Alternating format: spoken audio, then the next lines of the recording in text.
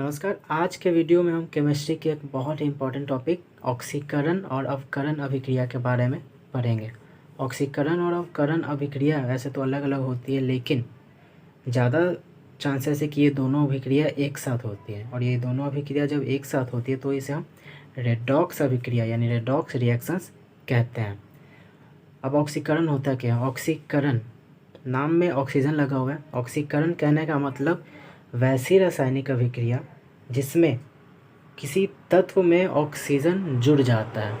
वैसी रासायनिक अभिक्रिया जिसमें किसी तत्व में ऑक्सीजन जुड़ जाता है उसे हम ऑक्सीकरण कहते हैं। जैसे कि एग्जांपल में दिया हुआ है कार्बन और ऑक्सीजन। कार्बन और ऑक्सीजन मिल के क्या बनाता है? Carbon dioxide. इस अभिक्रिया में साफ साफ देख सकते हैं कि कार्बन एक तत्व है जिसमें क्या हो रहा है? ऑक्सीजन जुड़ रहा है। इसका मतलब यहाँ पे कौन सी अभिक्रिया हो रही है? यहाँ पे ऑक्सीकरण अभिक्रिया हो रही है, क्योंकि यहाँ पे एक तत्व में ऑक्सीजन जुड़ रहा है। लेकिन ऑक्सीकरण की ये परिभाषा अधूरी है।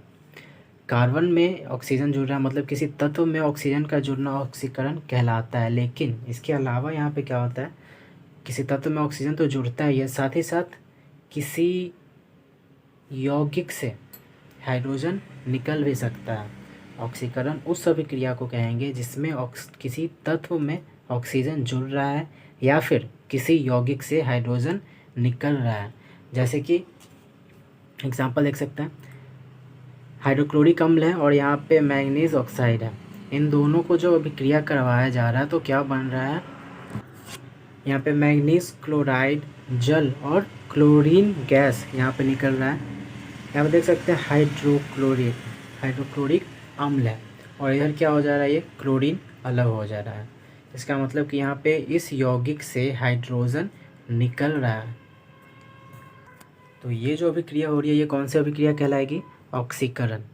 यानी कि जिस अभिक्रिया में किसी तत्व में ऑक्सीजन जुड़ता है, जैसे यहाँ पे सल्फर है, सल्फर में ऑक्सीजन जुड़ रहा है तो क्या बन रहा है? Sulphur dioxide. यानी जिस अभिक्रिया में किसी भी तत्व में ऑक्सीजन जुड़ता है उसे हम ऑक्सीकरण कहते हैं, या फिर किसी यौगिक से हाइड्रोजन का निकलना भी ऑक्सीकरण ही कहलाता है।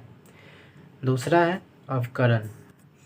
अवकरण में क्या होता है? हमारा ठीक ऑक्सीकरण का उल्टा होता है। जैसे कि ऑक्सीकरण में ऑक्सीजन जुड़ता है किसी तत्व में, वैसे ही अवकरण में क्या होता है? ऑक्सीजन निकलता है और इसमें हाइड्रोजन जुड़ता है। ये ऑक्सीकरण और अवकरण में जो जुड़ रहा है वो जुड़ेगा किस में? हमेशा किसी तत्व में, और जो निकल रहा है वो कहाँ से निकलेगा? किसी यौगिक से। याद रखेंगे।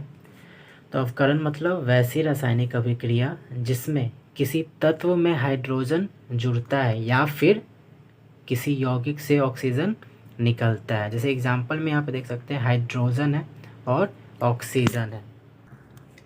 ये दोनों तत्व मिलकर जो है क्या कर रहा है? जल का निर्माण कर रहा है, यानी H2O का निर्माण कर रहा है। यहाँ पे देख सकते हैं कि ऑक्सीजन है। यहाँ पे ऑक्सीजन तत्व में क्या हो रहा है? हाइड्रोजन जुड़ जा रहा है। और अवकरण की परिभाषा क्या है? जिसमें हाइड्रोजन जुड़े वो अवकरण कहलाता है। तो यहाँ पे ऑक्सीजन तत्व में हाइड्रोजन जुड़ रहा है, यानी कि ये कौन सी अभिक्रिया हो गई? अवकरण। लेकिन यहाँ पे साफ साफ ये भी देखने को मिल रहा है कि हाइड्रोजन में ऑक्सीजन भी जुड़ रहा है। ऑक्सीजन में यहाँ हाइड्रोजन जुड़ा जिसको हम लोग क्या कहें? अवकरण। लेकिन हाइड्रोजन में भी ऑक्सीजन जुड़ रहा है तो इसको भी हम लोग ऑक्सीकरण कह सकते हैं। ऑक्सीकरण मतलब यहाँ पे दोनों हो रहा है। सबसे पहला हाइड्रोजन में ऑक्सीजन को जोड़ने पे क्या बना? जल बना। तो यहाँ पे ऑक्सीकरण और अवकरण दोनों अभिक्रिया हो रही है। जैसे दिख सकता है हाइड्रोजन में क्या हो रहा है? ऑक्सीजन जुड़ रहा है, तो ऑक्सीजन का जुड़ना क्या कहलाता है? ऑक्सीकरण। और ऑक्सीजन में क्या हो रहा है? हाइड्रोजन जुड़ रहा है, और हाइड्रोजन का जुड़ना अवकरण। मतलब यहाँ पे ऑक्सीकरण और अवकरण दोनों हो रहा है। और ऐसे ही अभिक्रिया जिसमें ऑक्सीकरण अवकरण दोनों होता है उसको हम लोग रेडॉक्स रिएक्शन कहते हैं। यहाँ पे एक और एग्जांपल है, कॉपर ऑक्साइड है। कॉपर ऑक्साइड को हाइड्रोजन से अभिक्रिया करवाया जा रहा है, तब क्या बनता है? कॉपर बनता है और जल बनता है। तो यहाँ पे ऑक्सीकरण और अवकरण दोनों हो रहा है, लिखा हुआ है, दिख भी रहा है। यहाँ पे क्या हो रहा है? कॉपर ऑक्साइड से ऑक्सीजन अलग हो रहा है, निकल रहा है। ऑक्सीजन निकलना किसका परिभाषा में आता है? अवकरण में। ऑक्सीजन निकल रहा है अवकरण में, यानी ये जो हो रहा है कॉपर ऑक्साइड से कॉपर बन रहा है, ये हमारा अवकरण कहलाता है। और ये जो हाइड्रोजन है, इस हाइड्रोजन में जो ऑक्सीजन जुड़ रहा है, जल बन रहा है, इसको हम लोग ऑक्सीकरण कहते हैं। ये क्या है? एक रेडॉक्स रिएक्शन का एग्जाम्पल है। अगला टॉपिक है अवकृत पदार्थ और ऑक्सीकृत पदार्थ। मतलब अवकृत पदार्थ उस पदार्थ को कहेंगे हम जिसके साथ अवकरण हो रहा है, और ऑक्सीकृत पदार्थ उसे जिसका ऑक्सीकरण होता है। जैसे इस एग्जाम्पल में देखते हैं, हाइड्रोजन और ऑक्सीजन मिलकर क्या बना रहा है? जल बना रहा है। यहाँ पे हाइड्रोजन के साथ ऑक्सीजन जुड़ा है, यानी हाइड्रोजन के साथ कौन सी अभिक्रिया हो रही है?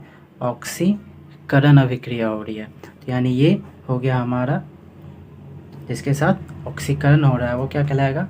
ऑक्सीकृत पदार्थ। याद करना आसान है, जिसके साथ ऑक्सीकरण हुआ वो ऑक्सीकृत पदार्थ। ठीक, वैसे ही यहाँ पे ऑक्सीजन के साथ क्या हो रहा है? अवकरण हो रहा है। जिसके साथ अवकरण हो रहा है वो क्या हो जाएगा? अवकृत पदार्थ। ठीक, एक और है ऑक्सीकारक और अवकारक।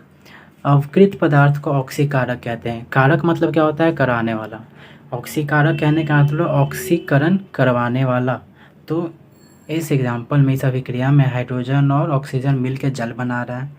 हाइड्रोजन के साथ ऑक्सीकरण हो रहा है, जिसके साथ ऑक्सीकरण हो रहा है उसे क्या कहेंगे? ऑक्सीकृत। लेकिन ऑक्सीकरण करवा कौन रहा है? ये ना, हाइड्रोजन में ऑक्सीकरण हो रहा है किसके कारण? इसमें ऑक्सीजन जुड़ रहा है, इसलिए ये ऑक्सीकरण हो रहा है। तो ये ऑक्सीजन कहाँ से आ रहा है? यहाँ से। तो ये जो ऑक्सीकारक है वो क्या करवाएगा? ऑक्सीकरण करवाएगा। ऑक्सीकरण करवाने वाला ये जो है ऑक्सीजन, ये क्या कहला जाएगा? हमारा ऑक्सीकारक। ठीक, वैसे ही हाइड्रोजन जो है, हाइड्रोजन क्या करवा रहा है? हाइड्रोजन को यहाँ पे हम अवकारक कहेंगे। क्यों कहेंगे? क्योंकि ये क्या कर रहा है? ऑक्सीजन को अवकरण करवा रहा है। ऑक्सीजन में अवकरण किसकी वजह से हो रहा है? क्योंकि इसमें हाइड्रोजन जुड़ रहा है, इसीलिए। ऑक्सीजन में अवकरण क्यों हो रहा है? हाइड्रोजन की वजह से, इसीलिए हाइड्रोजन को अवकारक कहेंगे। यहाँ पे लिखा हुआ है जिसका अवकरण होता है, मतलब जो ऑक्सीकरण करवाता है, उसे हम लोग ऑक्सीकारक या अवकृत पदार्थ कहते हैं। और अवकारक किसे कहेंगे? जिसका खुद ऑक्सीकरण हो रहा है, लेकिन जैसे यहाँ पे हाइड्रोजन का खुद तो ऑक्सीकरण हो रहा है, लेकिन क्या कर रहा है? ये अवकरण करवा रहा है दूसरे तत्व को, इसलिए इसे हम अवकारक कहेंगे या फिर ऑक्सीकृत पदार्थ कहेंगे। अगला टॉपिक है हमारा दैनिक जीवन में ऑक्सीकरण अवकरण के प्रभाव। हमारे दैनिक जीवन में भी ऑक्सीकरण और अवकरण के काफ़ी प्रभाव होते हैं। उनमें से मुख्य 4 यहाँ पे आपके बुक में दिए गए हैं, जिनके बारे में हम थोड़ा पढ़ेंगे। पहला है हमारा भोजन का पचना। हमारे शरीर के अंदर जो भोजन पचता है वो भी एक ऑक्सीकरण का उदाहरण है। क्या होता है इसमें? ऑक्सीकरण हमारे शरीर के अंदर होता है। जो भी भोजन लेते हैं हम, उसका ऑक्सीकरण हो जाता है हमारे शरीर के अंदर, जिसके फलस्वरूप उष्मा उत्पन्न होती है, उष्मा, और हमें ऊर्जा मिलती है। दूसरा क्या है? भोजन का दुर्गंधित होना। भोजन में कुछ समय के बाद क्या होता है? कुछ बदबू आने लगती है। वो बदबू आने का कारण क्या है? कि वो भोजन में ऑक्सीजन मिल जा रहा है। ऑक्सीजन खुली वायु में रहने के कारण लंबे समय तक उससे ऑक्सीजन मिल जा रहा है और कुछ अभिक्रिया कर रहा है। कौन सा अभिक्रिया कर रहा है? ऑक्सीकरण, जिसके कारण उसमें से अप्रिय गंध आने लगती है। बहुत सारे उपाय होते हैं जिसको भोजन को अप्रिय गंध होने से रोका जा सकता है। जैसे उसके अंदर कुछ वैसा पदार्थ डाल दें जिससे ऑक्सीजन उसके अंदर अभिक्रिया ना करे, वैसे पदार्थ को हम एंटीऑक्सीडेंट कहेंगे। और ये भोजन को फ्रिज में रखकर उसके ऑक्सीकरण को कम किया जा सकता है, या फिर भोजन को वायुरुद्ध बर्तनों में रखकर भी ऑक्सीकरण को कम किया जा सकता है। जैसे आप लोग मार्केट से ख़रीद के खाते होंगे कोई भी सामान, या फिर लेज़ वगैरह देखते होंगे, तो उसमें हवा क्यों भरा हो रहता है? वो जो हवा भरा रहता है इसीलिए, ताकि अंदर वो ऑक्सीजन ना आने दे। वो ग्राहक को बेवकूफ़ बनाने के लिए हवा नहीं भरा हो रहता, बल्कि जो अंदर पैकेट में जो खाने वाला चीज़ है, चिप्स वगैरह, कुरकुरे, जो भी है, उसको ऑक्सीजन से बचाने के लिए, ताकि उसका ऑक्सीकरण ना हो, वो ख़राब ना हो, इसीलिए उसको ऑक्सीकरण से बचाने के लिए उसमें दूसरा गैस भरा जाता है। अगला है श्वसन की क्रिया। श्वसन की क्रिया भी एक ऐसे उदाहरण है। इसमें भी क्या होता है? हमारे सेल के अणु ऑक्सीकृत हो जाते हैं, तभी हम लोग ऑक्सीजन ले पाते हैं और कार्बन डाइऑक्साइड छोड़ते हैं। कार्बन क्या होता है? ऑक्सीजन के साथ मिलकर ऑक्सीकरण करता है और उसे हम सांस छोड़ने के बहाने अपने शरीर से बाहर निकालते हैं। एक लास्ट है हमारा दहन की क्रिया। दहन भी क्या है, आप लोग पढ़े होंगे पिछले क्लास में कि दहन जो है, और आगे भी पढ़ेंगे, दहन हमेशा ऑक्सीजन की उपस्थिति में होता है। कोयला, केरोसिन, लकड़ी, एलपीजी जो भी हो, हाँ, ये सब दहन प्रक्रिया करता है। दहन मतलब किसी पदार्थ का ऑक्सीजन की उपस्थिति में जलना। तो ऑक्सीजन की उपस्थिति में जल रहा है, यानी एक यहाँ पे क्या हो रहा है, ऑक्सीकरण हो रहा है। और यहाँ पे अवकरण भी होती है, क्योंकि यहाँ पे हाइड्रोजन भी क्या होता है, जुड़ता है बहुत सारे तत्वों में, या निकलता है बहुत सारे तत्वों से ऑक्सीजन भी।